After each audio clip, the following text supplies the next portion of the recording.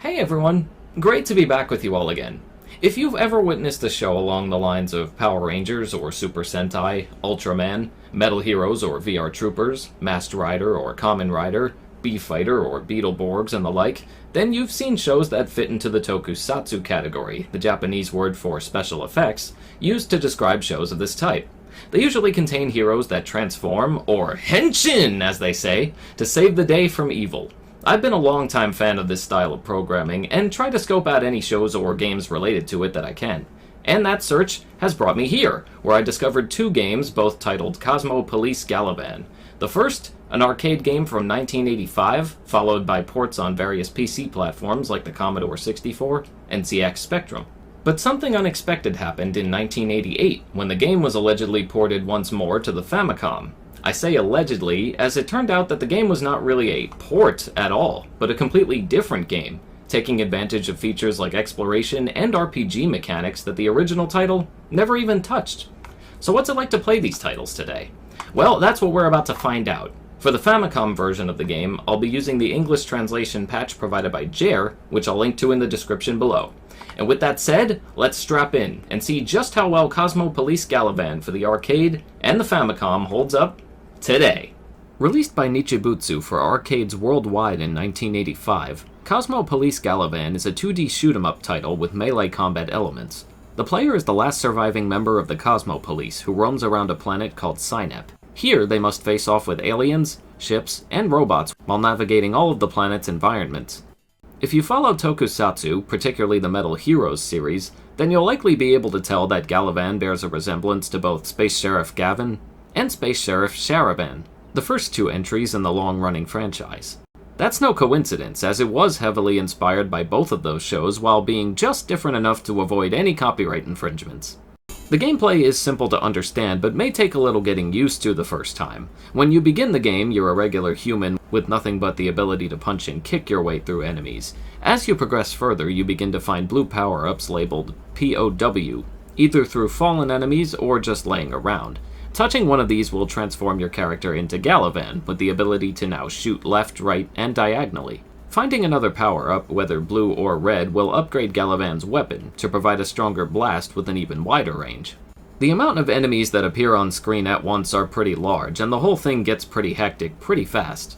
This is also thanks to the environments, which have a surprising amount of color and variety despite the game's short length, which we'll talk more about shortly.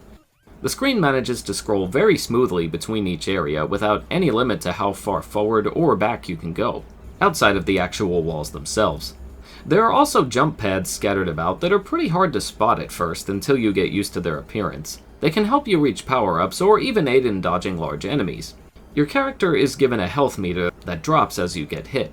Once your meter drops below half, you'll lose your armor and have to gain it back again through another power-up. Thankfully, reaching these power-ups will also regenerate your health back to full, adding an element of strategy in deciding when to pick them up. On top of all of this, Galivan has two boss encounters, each with the same type of enemy. Their pattern is not particularly hard to recognize, though it may take a little practice to properly get the hang of it.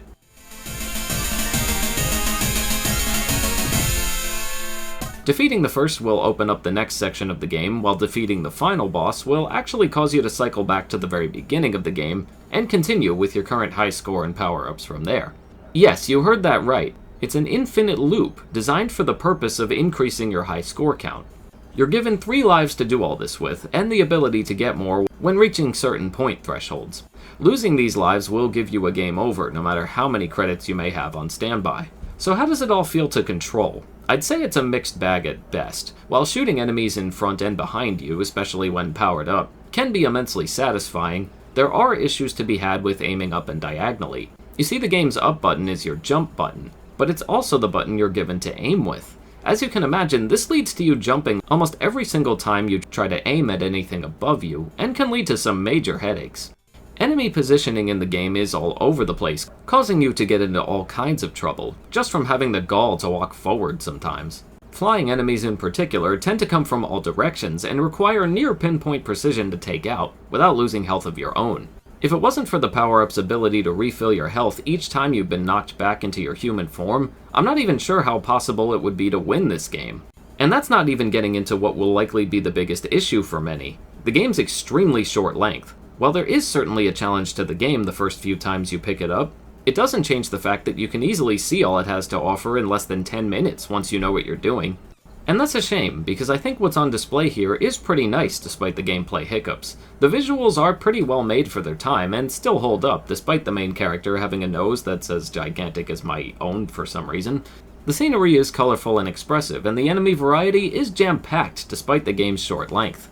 If its controls were a little more polished and its length extended just a little more, it could have been an easy recommendation from me, but as it is, I can only recommend this title to the people most interested in its history in the gaming medium.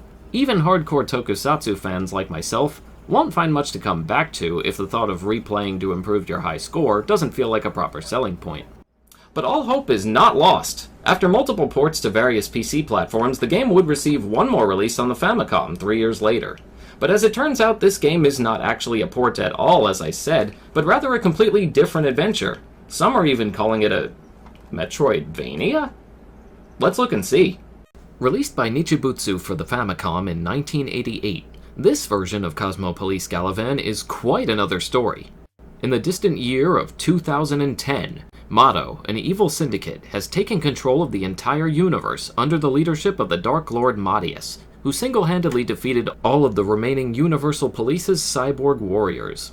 Galivan, the remaining cyborg warrior, flies to the enemy's planet of Badur to find and defeat Madius and save the universe. While bearing a slight resemblance to the story of the arcade game, the Famicom version of Cosmo Police Galivan is very much its own separate beast. Instead of simply walking through one large area to face enemies, you now explore an entire planet with the ability to walk forward and back through multiple screens at a time. You're also given multiple types of weapons and abilities that were not present in the arcade game. Your primary weapon is now your blade, with a lower range of attack but considerable striking power. You also have 2 other slots for weapons and items that you switch between, which you can see in the bottom right corner of the screen. The first slot is your main blade weapon, and the second is for your secondary or projectile weapons, which can be extremely helpful in a pinch. These are meant for hitting enemies at a distance and opening up locked doors. The third slot is for your key items like crystals, which are used to open hidden pathways and generally help you move forward in the game. This even includes jet boots, which you can obtain near the game's final quarter. These 3 item slots are toggled using the select button. You can also choose which item goes in each slot in the pause menu. On top of all of this, Galivan also features RPG elements, including a robust experience point system. You're given a set amount of hit points, HP, and energy, called CP, for using your projectile weapons and special items.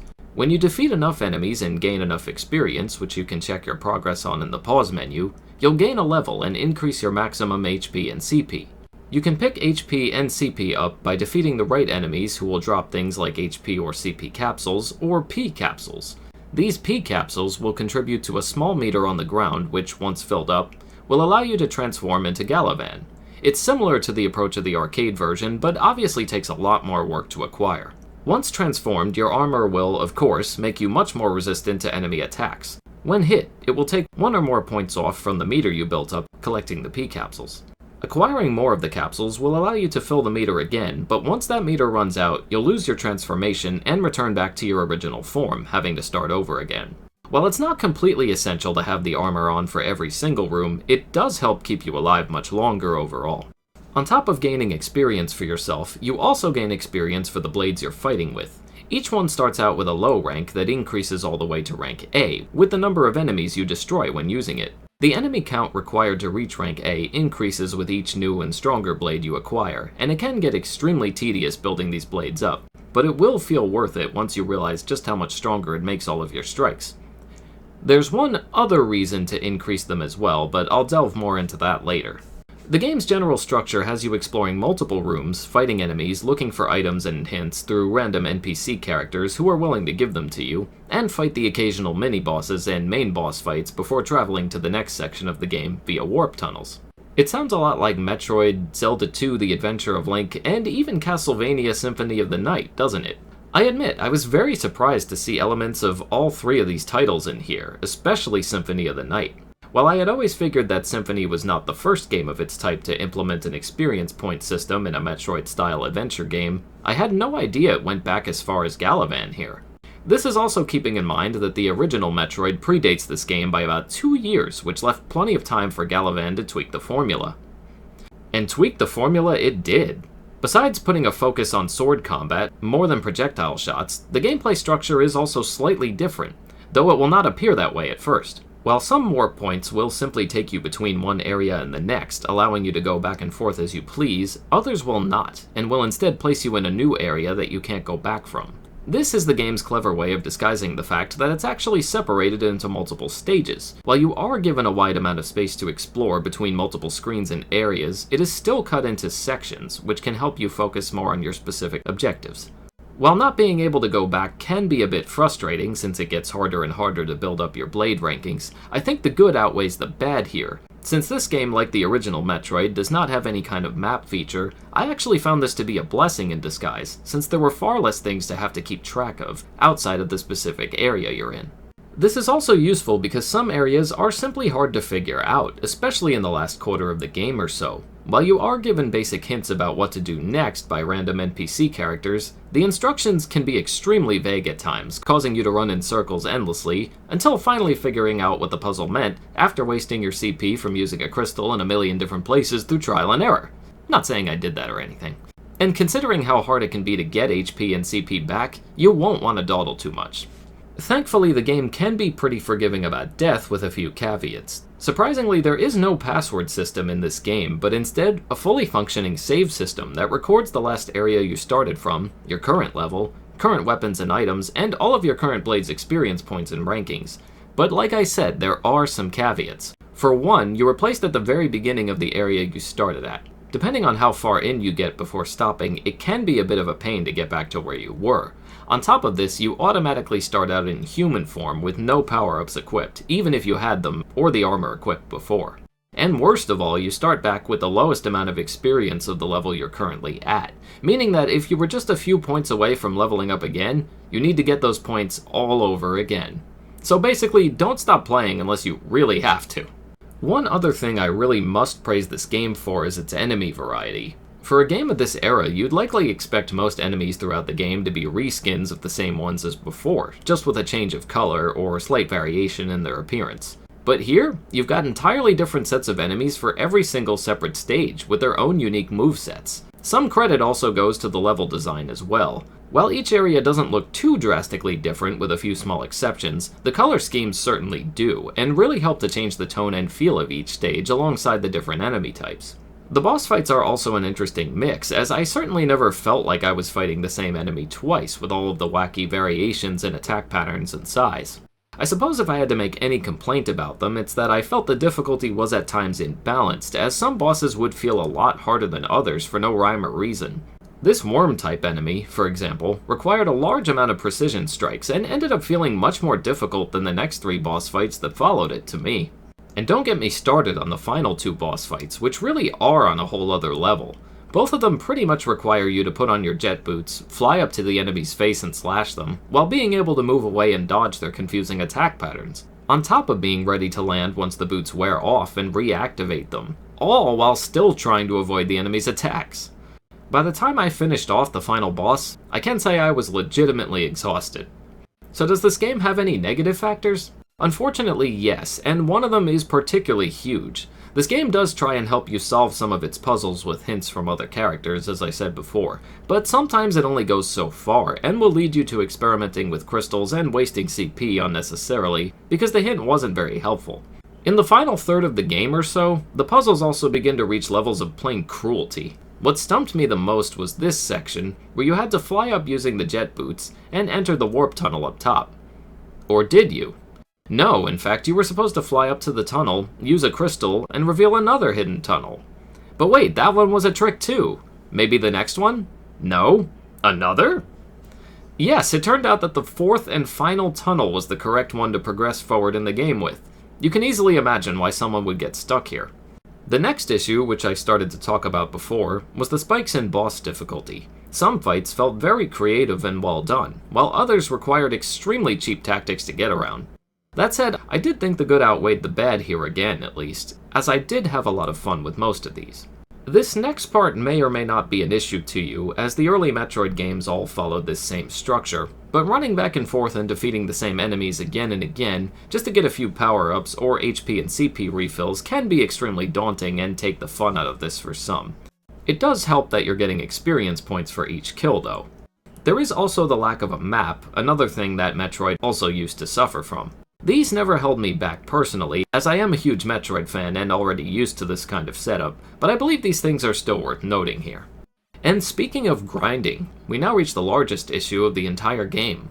The process of leveling up your blades. Yes, it turns out that the leveling system is both the best and worst thing about Cosmo Police Galivan. Near the end of the game, you come across another NPC who gives you the game's ultimate weapon, the Cosmo Blade. What they don't tell you until this point in the game is that, unlike the other blades, which you build up your ranking for by killing enemies, this blade's ranking is based on each blade that you manage to already get up to an A ranking. Didn't level up the other blades to this point? Tough luck, get back to grinding. In fact, near the end of the game, it's almost impossible to level up the first 2 to 3 blades due to the increased strength of the enemies. Each enemy kill will net you about 1 to 3 experience points for the blade you have equipped. The first few blades require about 300 experience to level up, the next few 500, and the last few over 700. Just playing the game on its own is unlikely to give you this amount, so it's necessary to go back and forth killing the same enemies again and again in order to increase the rank. I believe it took me around an hour to level up these blades on my own time, and in a game that can be finished in about 4 to 5 hours, that's not a very fun use of your time. I want to be clear here, I enjoyed this game a lot. I found this title to be shockingly underrated, and yet another hidden gem in the Famicom library that not many in the US or anywhere outside of Japan even know about. In fact, I'd go as far as to say I enjoyed it even more than the original Metroid. It was that fun and interesting. But there are a few things that hold it back from getting a full recommendation from me. The game's ranking system for your blades will absolutely hold people back from enjoying and finishing it, and I'm not going to lie, it makes me feel less inclined to jump back into it again anytime soon. While the other issues I described, like the boss difficulty imbalance and confusing puzzle sections, are also a bit of a nuisance, they never took me completely out of the experience or made me feel like I wanted to give up. The ranking system, I believe, will make some gamers feel that way, however, and I understand. Still, in almost every other regard, this title is worth looking into. It managed to craft a beautiful presentation, a fascinating vast level structure, a high amount of enemy variety for its time, a surprisingly functional save system, and a gameplay setup that would arguably manage to surpass even the original Metroid in playability and fun factor. If you can ignore the hiccups I described, then this may be just the diamond in the rough title that you've been looking for. If you're a fan of Tokusatsu, Metroid, Zelda, or Castlevania, there's something here for just about everyone. And that's going to do it for this video. Thank you all so much for watching, and I hope you enjoyed. Have you played this game before yourself? Let me know your thoughts in the comments below. And if you're feeling generous, please consider supporting my Patreon, where awesome people like Brandon, CLO, Andrew, and Jonathan all help to keep this channel going. Until next time, Henshin!